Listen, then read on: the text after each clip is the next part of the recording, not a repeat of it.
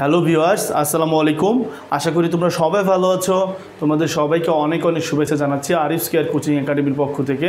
নবম দশম শ্রেণীর ব্যবসা শিক্ষা শাখার শিক্ষার্থী বন্ধুরা, আজকে তোমাদের সাথে কথা বলবো ব্যবসা উদ্যোগ বইয়ের চতুর্থ অধ্যায় মালিকানার ভিত্তিতে ব্যবসার সর্বশেষ লেকচারটি অর্থাৎ রাষ্ট্রীয় ব্যবসা নিয়ে। বন্ধুরা, এই পুরো লেকচারটি জুড়ে তোমরা আমার সঙ্গেই থাকো। চলো কথা না বাড়িয়ে আমরা লেকচারটি শুরু করি।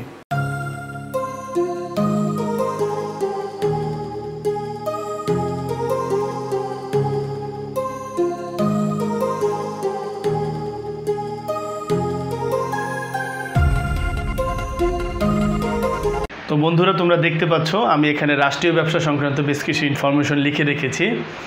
এখন আমি রাষ্ট্রীয় ব্যবসা তোমাদের কাছে ডিসক্রাইব করব। আর এটা হচ্ছে এই অধ্যায়ের শেষ পর্ব, অর্থাৎ টোটাল 8টি পর্বের মাধ্যমে আমরা এই টোটাল অধ্যায়টি শেষ করলাম। তো বন্ধুরা, এর আগের ভিডিওগুলো যদি তোমরা না দেখে থাকো তাহলে এই ভিডিওর ডেসক্রিপশন লিঙ্কেই দেওয়া আছে, তোমরা চাইলে সেই ভিডিওগুলো দেখে নিতে পারো। তো চলো বন্ধুরা, আমাদের আলোচনা আমরা শুরু করি।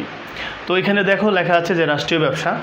প্রথম কথা হচ্ছে, একটা রাষ্ট্র কি ব্যবসা দিতে পারে কি না, প্রথম প্রশ্ন। তো আমরা জানি যে মিশ্র অর্থনীতির যে দেশগুলো রয়েছে সেই দেশগুলোতে একটা রাষ্ট্র ব্যবসা দিতে পারে। আবার ধনতান্ত্রিক অর্থনীতির যেই দেশগুলো রয়েছে সেখানে কিন্তু দেখা যাচ্ছে যে ব্যক্তি মালিকানায় সব কিছু থাকে, সেখানে সরকার কোনো কিছু মালিক থাকে না। আবার সমাজতান্ত্রিক অর্থনীতির যে দেশগুলো রয়েছে সেই দেশগুলোতে সরকার সব কিছুর মালিক থাকে। তো সেক্ষেত্রে আমাদের দেশে কী খেয়াল করি আমরা দেখি যে এখানে ব্যক্তি মালিকানাও বিদ্যমান, আবার রাষ্ট্রীয় মালিকানাও বিদ্যমান।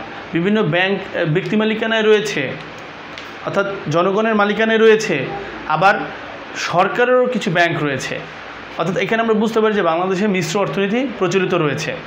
বন্ধুরা, তাহলে রাষ্ট্রীয় ব্যবসাটা আসলে কী, বা রাষ্ট্রীয় ব্যবসাটা কীভাবে গঠিত হয়, এগুলো নিয়ে তোমাদের সাথে আমি আলোচনা করব। তো রাষ্ট্রীয় ব্যবসাটা হচ্ছে, দেখো আমি একটা সংজ্ঞা লিখেছি এখানে, কারণ তোমাদের ক নম্বরে জ্ঞানমূলক হিসেবে অনেকবারই প্রশ্নটা এসেছে যে রাষ্ট্রীয় ব্যবসা কাকে বলে। উত্তরটা এরকম হবে যে সরকার কর্তৃক গঠিত, পরিচালিত ও নিয়ন্ত্রিত ব্যবসাকে রাষ্ট্রীয় ব্যবসা বলে। যদি তোমরা আরও কিছু অ্যাড করতে চাও তাহলে বলতে পারো যে মুনাফার উদ্দেশ্যে নয়, জনকল্যাণের জন্য সরকার কর্তৃক গঠিত, পরিচালিত, নিয়ন্ত্রিত ব্যবসাকে রাষ্ট্রীয় ব্যবসা বলে। আমি আবার বলছি সংজ্ঞাটি বন্ধুরা, যে মুনাফার উদ্দেশ্য নয়, জনকল্যাণের জন্য গঠিত, পরিচালিত, নিয়ন্ত্রিত ব্যবসাকেই রাষ্ট্রীয় ব্যবসা বলে। বন্ধুরা, এই রাষ্ট্রীয় ব্যবসা মূলত জনগণের কল্যাণের জন্য গঠন করা হয়। অর্থাৎ যে বিশেষ ক্ষেত্রে এখনও দেখা গেছে যে রাষ্ট্রীয় ব্যবসাটাই বহাল আছে।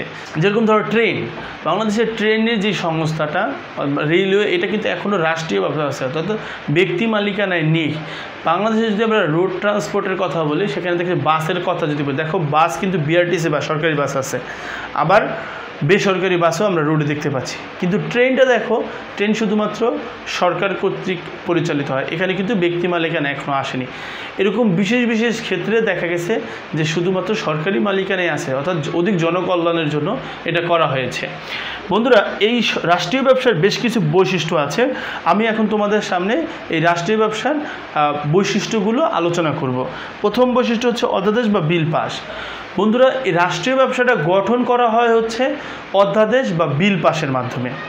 অর্থাৎ আমি তোমাদেরকে এখানে বোঝাতে যাচ্ছি যে জাতীয় সংসদে বিল পাসের মাধ্যমে অথবা রাষ্ট্রপতি কর্তৃক অধ্যাদেশ জারির মাধ্যমেই শুধুমাত্র এই রাষ্ট্রীয় ব্যবসা গঠন করা যায়, অন্যথায় এই রাষ্ট্রীয় ব্যবসা গঠন করা যায় না, যা কিনা রাষ্ট্রীয় ব্যবসার একটা অন্যতম বৈশিষ্ট্য। এরপরে বন্ধুরা দেখো মালিকানা। রাষ্ট্রীয় ব্যবসায় মনে হতে পারে যে রাষ্ট্রীয় ব্যবসার মালিক শুধুমাত্র সরকার, কিন্তু অনেক ক্ষেত্রে সেটা দেখা গেছে না।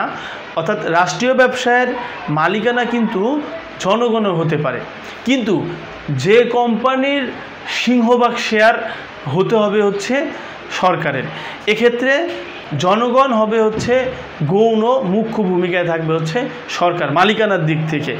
এই ধরনের প্রতিষ্ঠানগুলো হচ্ছে রাষ্ট্রীয় ব্যবসা। যেরকম ধরো আমেরিকার ফেড ব্যাংকের কথা বলি, কেন্দ্রীয় ব্যাংক যেটা, সেটার মালিকানা কিন্তু 51% আমেরিকার গভর্নমেন্টের হাতে এবং 49% হচ্ছে জনগণের হাতে। কিন্তু এটা কিন্তু একটা সরকারি ব্যবসা বা সরকারি ব্যবসা প্রতিষ্ঠান বা রাষ্ট্রীয় ব্যবসা। বন্ধুরা এরপরে দেখো চিরন্তন অস্তিত্ব।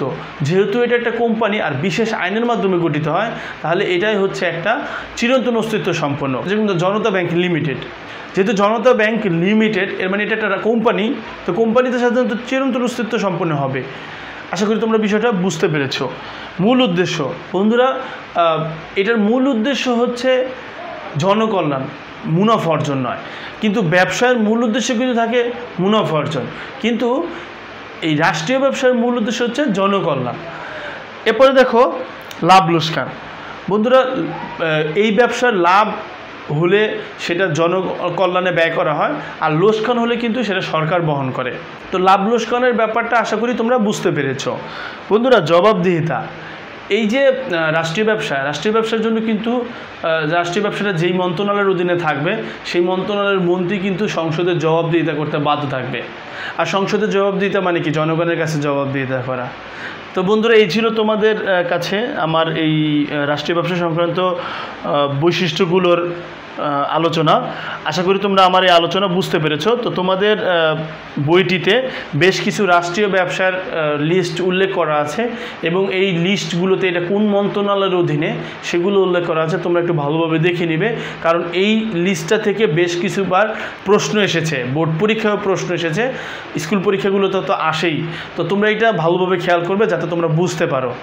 তো নবম দশম শ্রেণীর ব্যবসা শিক্ষা শাখার শিক্ষার্থী বন্ধুরা, আশা করি আমার এই টিউটোরিয়ালটি তোমাদের ভালো লেগেছে। যদি আমার এই টিউটোরিয়ালটি তোমাদের ভালো লেগে থাকে তাহলে লাইক, কমেন্ট ও শেয়ার করতে ভুলবে না। তোমরা আরিফ'স কেয়ার কোচিং একাডেমির চ্যানেলটি সাবস্ক্রাইব করে পাশে এসে থাকা বেল আইকনটি বাজিয়ে দাও, যাতে আমাদের প্রত্যেকটা ভিডিও তুমি আগে পেয়ে যাও। তো বন্ধুরা ভালো থাকো তোমরা। Thank you so much. আল্লাহ হাফেজ।